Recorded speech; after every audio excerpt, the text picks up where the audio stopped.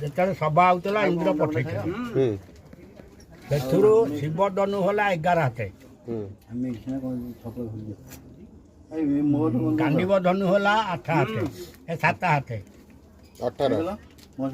2 ହାତେ ହେଲା ପରଶୁରାମ ଧନୁ